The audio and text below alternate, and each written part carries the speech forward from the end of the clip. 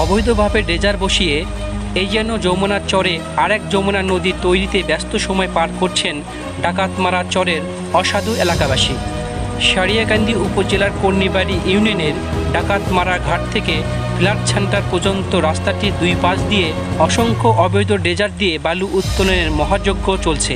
সরজমিনে দেখা যায় যে কোনো সময় রাস্তাটি ধসে যাওয়ার উপক্রম হয়েছে। গণমাধ্যম কর্মী দেখে ড্রেজার মালিক শ্রমিক দৌড়ে পালিয়ে যায়।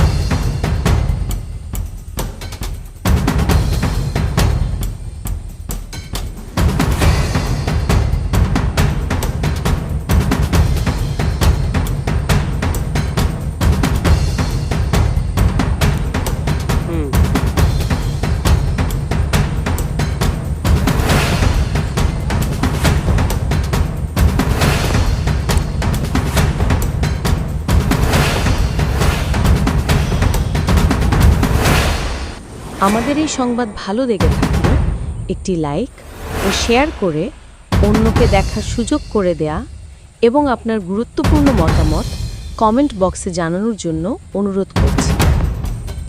সারিয়াকান্দি সংবাদের সাথে থাকার জন্য আপনাদের অনেক ধন্যবাদ। ঐতিহ্যের চেতনায় উজ্জীবিত।